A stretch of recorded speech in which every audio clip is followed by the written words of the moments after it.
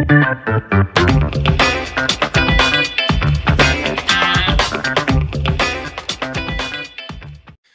and welcome to another episode of the Real Estate Investing Club. I'm your host, Gabe Peterson, and this is the place investors go to gain actionable advice, learn about current market trends, and hear war stories from other professional investors out there in the field today. Before we get started, I have two quick housekeeping items for you. First, if you like this episode, we would very much appreciate a like, subscribe, and share. It is the best way to support the show and keep it running far into the future. Second, if you're a new investor looking to get started in real estate or an experienced investor looking to take your investing to the next level, I've created an ebook just for you that will cover how to find deals that are actually deals, how to finance those deals with little to no money down, and how to exit those deals for maximum value. On top of that, I throw in an insane amount of free bonuses that you'll have access to once you buy the ebook. All I charge is our admin costs to keep this show running. So if you're serious about real estate investing and want to create both active and passive income as an investor, head on over to the website at therealestateinvestingclub.com and click on the button that says get the ebook in the upper right-hand corner to grab yourself a copy. With that said, let's dive right in. Today we have a very special guest with us, ready to drop some investor knowledge on you. So buckle up, grab your pen and paper, and enjoy the ride. All right. We are back with another episode of the Real Estate Investing Club on this beautiful early September day. We have Nathan Amaral with us, who was working 3 jobs to dig his way out of $60,000 in personal debt. He was frustrated by the slow results, and he spent years learning about real estate and finally closed his first deal at the age of 20. Since then, he has invested in single-family properties, land, apartments, you name it. And he also invests internationally, which I am super excited to talk about. In fact, he is actually calling us from Germany, from the Disneyland of Germany out there in Rust, Germany. So Nathan, thank you very much for taking the time out of the day and talking to us about real estate. Thanks, Gabe. Yeah, you're absolutely right. You mentioned the Disneyland of Germany. So I got my kids like running around and I'm like, go over there, be quiet, stay over there. It makes it more real. That's something we can do. Well, don't be surprised if my son just jumps on the camera here in a minute. Yeah, man, so good to be here. Love your podcast. I've been listening over the past few months when I started getting interested in listening to other people's podcasts because you get to meet new people in this business. But yeah, so great to be here. And yeah, definitely the Disneyland of Germany has been cool. It's called Europa Park. If anybody's interested, it's called Europa Park. So much fun. I actually checked images before we got on here, and yeah, that looks like something that I'm definitely gonna have to check out. But Nathan, I told you before we got on here, we love stories on the Real Estate Investing Club because everybody, especially in real estate, we all have unique ones. There's ups, there's downs. So we like to get those pieces out. So why don't you take us back to whenever this started? And oh my God, how did it get started, and how did you get to where you are today? Sure. Funny, unique story. How I got started was my ex-fiance's dad forced me into real estate investing. He's like, if you want to marry my daughter, you have to read this book. So he puts the book of Rich Dad, Poor Dad in my chest. It says, read this book. And I was like, oh, all right, whatever. So the next, 2 days later, I come back and I said, okay, here, I read the book. And he's like, okay, what's on chapter 6? Tell me about chapter 6. I said, I don't know. I didn't even read it. He's like, really? You really want to marry my daughter? So I go back, I read, I take notes of the whole book. And as I go through the book, and I just had this epiphany, like, man, what I've been doing, three jobs, working so many, like 14 hours every day, living this broke mentality. I realized that I needed to do something different. And he then, after I read it to him and went back and gave him some, some questions that, that I had, he ended up just kind of like pushing me and forcing me into going to real estate seminars and learning more and more. Well, that turned into 15 years of not only educating myself, but doing my first deal when I turned 20, and then 10 years of actually helping other people close deals and do their business.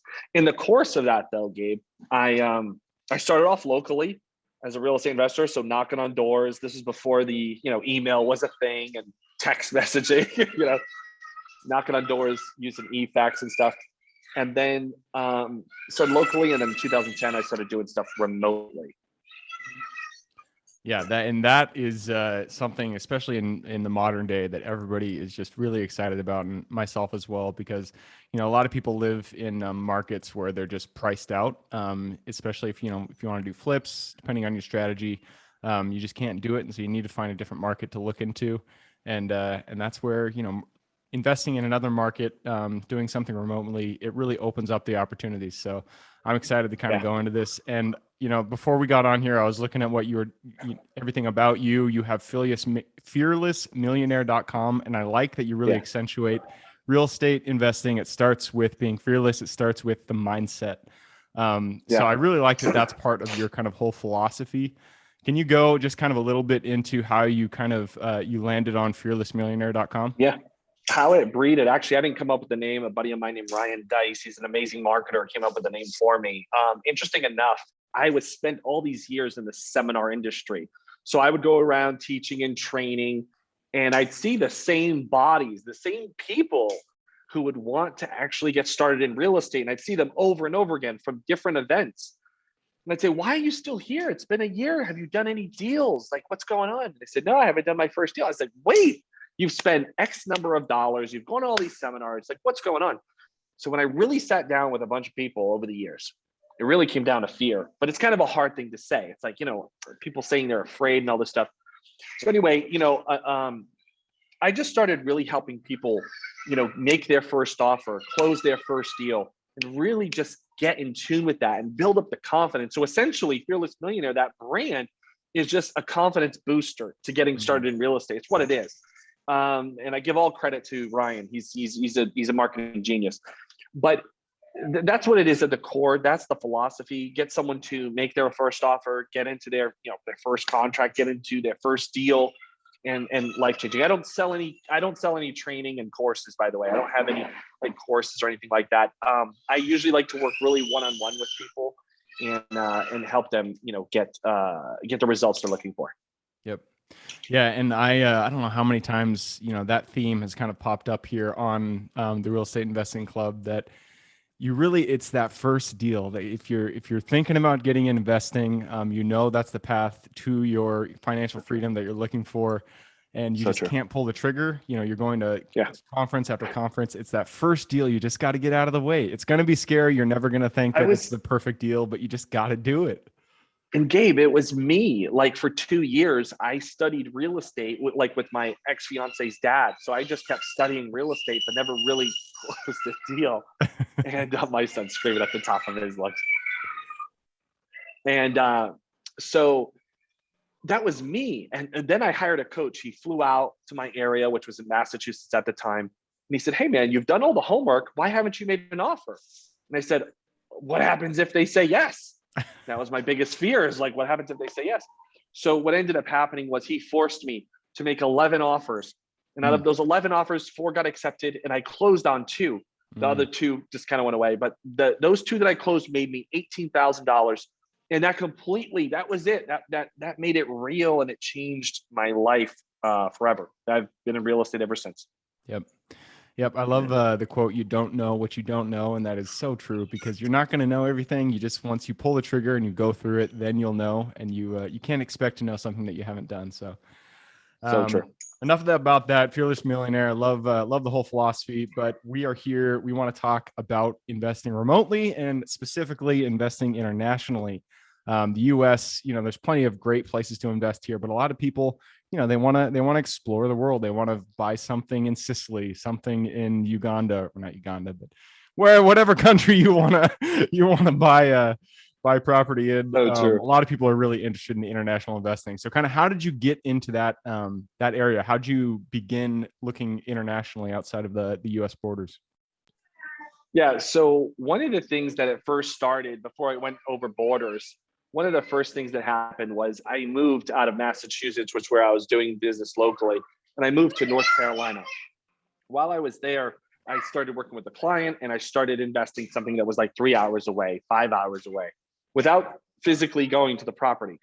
Then I did it a state away, 2 states away. Well, interesting enough, in 2013, just to really summarize this story here, I moved out of the US and I moved to Uganda. I met my longtime friend, pen pal friend. We ended up getting married. I moved to Uganda within 30 days of our engagement. And I started doing deals in Uganda and doing deals in the US. So I was doing it in both countries. And I was doing it over the pond, as I like to say. Well, then as we traveling, and I love to travel. I'm like addicted to travel. So, I started, taking my family all over the US, and then we ended up in the middle of the Atlantic Ocean, which is an island of the Azores off the coast of Portugal. And so I also invest there because I'm Portuguese and, I got some roots there. So in the interim of things, and to summarize this, international investing is fun. I enjoy it. I really enjoy investing in the US though. Even though I've invested in Uganda and I've invested in Portugal, I have to say, if I was to give you a level of ease of business and how to do the business even more simplified, the United States is probably one of the easiest countries to do real estate investing, then Uganda, then Portugal. That's Yeah, interesting, so that's kind of because we have so many rules and regulations, especially when it comes to building. But that makes a lot of sense. Yeah. Well, let me tell you, I think you can get away when it comes to building.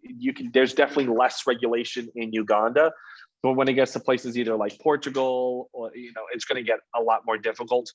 But Portugal is a socialistic country, and I've been there my entire life, like flying, visiting every year, once every 2 years, because I have family there and all that kind of stuff. But I will tell you this: in 2019, when COVID hit, I lived there for 2 years.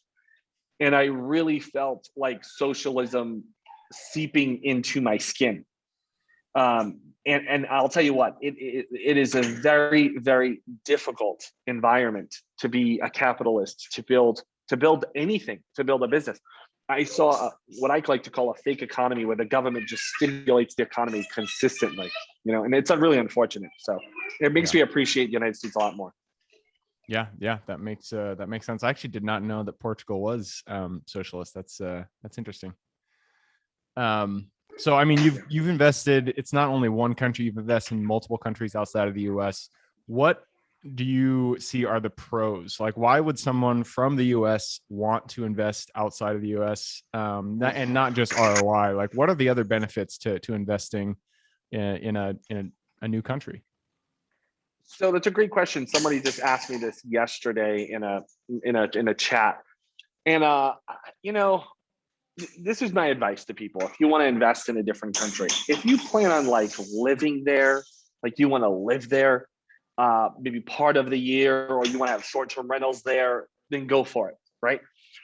I wouldn't recommend like full-time living somewhere and then investing in a whole nother country, simply for like 2 reasons. Laws and taxes. Those are the 2 main reasons. Laws and taxes. Forget about like a property manager who's not doing their job. That's easy. Laws and taxes are very, very difficult. And one of the things, and let's take the easy part, language too, if it's not an English speaking language. So I was telling this guy who was chatting with me the other day, I said, the deal I just did in Portugal, we bought a $5.5 million property and turned it into a nursing facility, so assisted living. And I have to say, that hasn't been my biggest deal, but it's been the most stressful deal because of all the surprises, because the procedures, the bureaucracy, the taxes, the oh my gosh, it literally was the most stressful deal I've ever had in my real estate investing career. So I got tons of stories in that area, but I would just say, listen, if you're going to do anything internationally, I would either say, if you're going to like live there, like maybe most of the year, then great. Or definitely do short-term rentals. I got short-term rentals in US, Portugal, and Uganda, and I use property managers to do that. So I like short-term rentals in that regard, because then I can just jump in there. I can fly over there. I can stay in one of my own rentals, that kind of thing. But other than that, if you're going to go into other stuff like commercial, oh man, I'd get very familiar with the processes and procedures. Yep. Yeah, when I think of investing internationally, that's the first thing that comes to my mind is, I would like to buy a short-term rental someplace that I actually want to visit, somewhere in the Caribbean, somewhere in Europe. And, that's the first thing that comes to mind. And, but just like you said, taxes and laws, I wouldn't really, unless it's a killer deal, I would be nervous on underwriting any type of commercial property. I do self-storage mobile home parks, and looking at that outside of the US, right. I would just be nervous. I would be nervous on the underwriting side, especially because I'm sure when you were building these nursing facilities, you're going through the process and you ran into, like you said, taxes that you didn't expect, especially in a socialist country. I can only imagine. Surprises like no ever before. Like if you're familiar with this, you know that there's in closing, there's RESPA docs and there's the truth in lending. I mean, just like 3 days before closing, not even 3 days, let's just call it on Friday, I got all the documents for closing. We were closing on Monday. Oh, wow. How horrible is that, right? So it's like, and we're talking a commercial deal. It just doesn't even make sense, right? And I almost didn't close on that Monday, but we did anyway, just to make sure everybody was happy. But yeah, there's a lot of different things that could happen, So you got to be careful. Yep, makes sense. Are there any specific countries outside of the U.S. that you feel are did they just have a good environment for investing for commercial and residential investors? That's a great question. For the commercial side of it, I don't know of any, like, I would say a specific country I would recommend. Like, oh, you should invest here because there's a lot of stuff going on commercially. I wouldn't know that in particular, but I will say this for short-term rentals. I would recommend short-term rentals in countries that have, the cost of living in the United States is growing up more than ever before. And I think it's shocking a lot of people. Okay. And I deal with a lot of people who are either seniors or retirees. Okay. And they're moving out of the US because of cost of living. Okay. So if you want to have maybe short-term rentals in those markets where there's like a mix of tourism and seniors, because they're like, hey, it's not too expensive to live here. I could rent out for a year, see if I like it. Or tourism. I mean, my goodness, Italy, for example, is 60 million people. Well, pre-COVID, 60 million people visit Italy every year. Wow. I mean, you drop a pin in Italy, in Rome, you could have a short-term rental, no problem, and be full. So, I mean, again, I would say pick something that you like, and I would say think about the tourism market. I would get there are some good websites, but also councils. They call them councils or associations online for tourism. I would get involved in the tourism sector that way, and they'll give you the annual report at what countries are rising, why they're rising in tourism, and then drop a short-term rental in that market. And there's companies out there specifically for people, let's say from the US, who want to buy in that country and do that. Gabe, essentially, I wouldn't do this. I wouldn't go buy one of those €1 building or homes in Italy for €1 and deal with all that nonsense of rehabilitation and get it all up to par, because that could just be a headache, especially remotely. Do you have any good resources for someone who from the tourism side who might want to buy a short-term rental in a tourist market? I do for Portugal, but I guess if anyone's looking like on a broad sense, there is an association that I have bookmarked actually right now. I'll have to look it up in my bookmarks, but if someone was to Google the Council on Tourism Global, or maybe I have the words backwards, but it's basically a tourism council, and what they do is they put out this annual report. And that annual report is pretty helpful. That's actually was given to me from a buddy of mine who lives in Alaska right now, and he's moved recently from Ecuador. So I would say the National Tourism, I believe it's called Advisory Council. They're the ones who kind of put out that annual report. That's a pretty solid resource. I'll tell you what, it didn't help me to make my decisions in where I was investing, because I literally only invested in those 2 other countries because I had interest there. Like Portugal is where my family's from, and then Uganda is where I'm building another life, as I like to say. Yep. So that makes sense. All right, I just took a peek at the clock. We have gone through our allotted time, so I got to push us into the quick question round. Are you ready? Yes, I am. All right, let's do it. Always starts out with books. I'm a big bookie. You've already mentioned a good one, so I'm gonna push you to choose something else besides Rich Dad Poor Dad, because literally it's about 50% of the people that say that one. But give me two, which for good reason. It's a great book. Yeah, no, it's true. But give me two book recommendations: one for real estate and one for general life wisdom. Okay, so for real estate, oh my goodness, gosh, I can't remember the last time I read a real estate book. It's been so long because you just after a while you do it.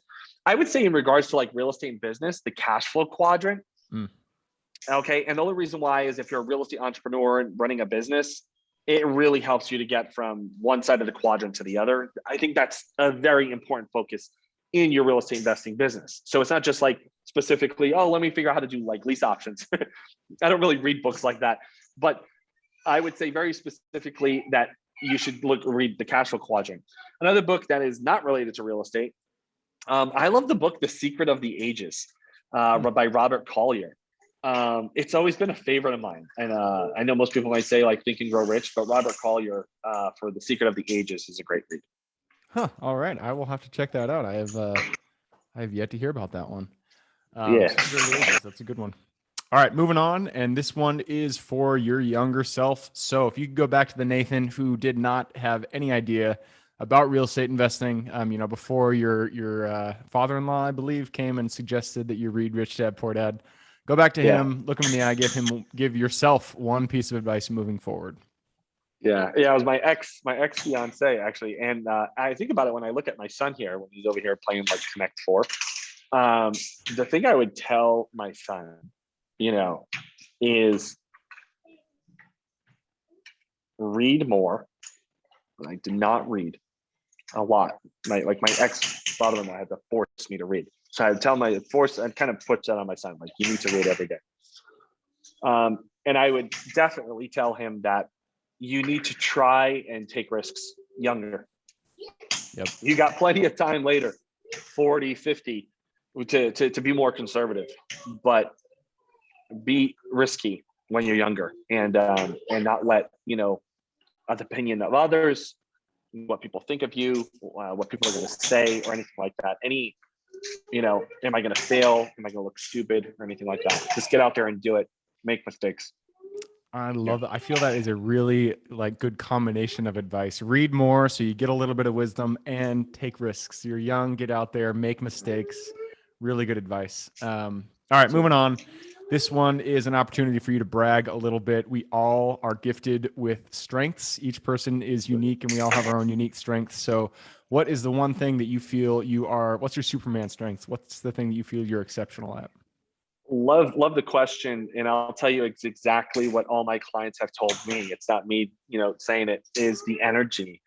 My clients have always told me, like, Nathan, when I'm around you, I can be sad, depressed, or maybe I'm having a very slow real estate week or month, but you know how to bring up the energy, and I feel so much better. I feel inspired. That's just a natural gift to me that I've never planned on or worked on in my entire life. I guess you can mix that up with optimism, but it's a little bit more than just optimism. It's taking the current situation and turning it into an opportunity. So mix that up with opportunists. That's probably my greatest strength. Love it. All right. And then we're on to habits. Habits are the foundation of our life. So if you could point to one thing in your life you feel contributes the most to your overall health, well-being, and happiness, the thing you do every day, what is it? Let me get right now. Oh, wow. My habits. I was thinking habits or addictions. Travel, man. Literally, I know some people will say, oh, I need to go and do real estate to make money.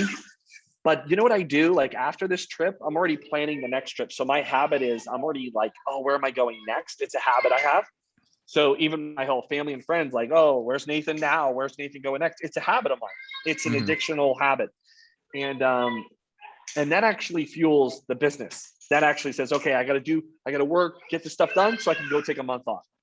I really like that. That is, because it makes a lot of sense to me. Is like you're creating plans where you have a definitive deadline. Like, this is where I'm going to go. This is what I'm looking forward to. Exactly. All right, great. I have this deadline, this wall. So now I have to get everything done before then. I like that. That's really good. Exactly. And that leads us to our last question, because you've given us so much good advice. I'm sure people out there want to reach out, talk about international investing, talk about remote investing. So what is the best way for them to reach out and say hi? Sure, absolutely. Yeah, anyone can go to the website fearless-millionaire.com. They can reach out there. I have a few resources on there, free resources.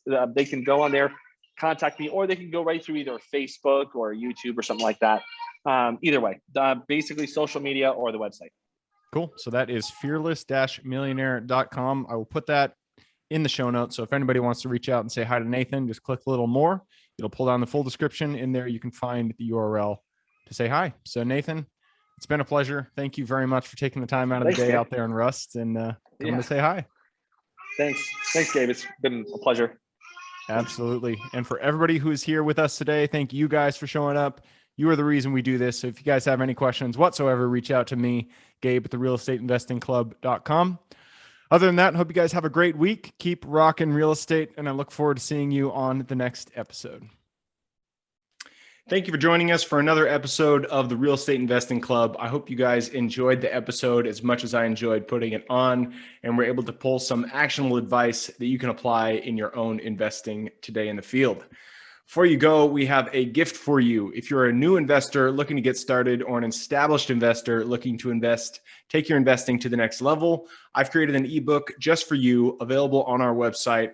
This ebook will cover how I was able to create both active and passive income in real estate with very little money to start with. In it, I will address the 3 most often cited obstacles new and veteran investors run into by showing you how to find deals that are actually deals, how to finance a deal with little to no money down, and how to exit those deals for maximum value. And if you get the ebook today, I am throwing in a bundle of bonuses, 7 of them to be exact. The first one will be the off-market lead generation blueprint, which will take you through the exact systems and processes we use to generate off-market leads like clockwork, which is the most important skill when it comes to creating wealth in real estate. The second bonus is the A to Z REI systems and vendors guide, which will allow you to peek under the hood of our business and see the exact tools, systems, and even the vendors we use to see the success that we do. And the third bonus is the top 100 best performing keywords pack, which will give you the exact keywords we use to target motivated sellers online using PPC ads. The fourth bonus is our contracts bundle for wholesaling and renting real estate, which will give you access to all the contracts we use in the field to execute all different types of transactions. After that is the Investors Quick Analysis Calculator and Offer Tool, which will allow you to quickly calculate whether a deal is an actual deal and will allow you to create an offer automatically from those calculations. This is a lot of bonuses that I said. I'm just going to keep going down the list. Number 6 is the Investors Daily Success Tracker, which is a tracker you can use to ensure you are taking the right actions day in and day out to reach your financial goals in real estate. And the last bonus is the Wholesalers Template for Quick Assignment Cash, which will give you the templates we use to present our wholesale deals professionally and efficiently to our buyers. Whew, that is a bundle. So it's a mouthful. You get all of those bonuses for free when you download the ebook. All we charge is the admin cost to run the show. So if you're interested in the ebook and the bonus bundle, head on over to the website at therealestateinvestingclub.com. Click on Get the ebook bundle at the top of the page to take advantage of that deal. And with that said, I hope you have a fantastic day, an even better week. Keep rocking real estate, and I look forward to seeing you on the next episode.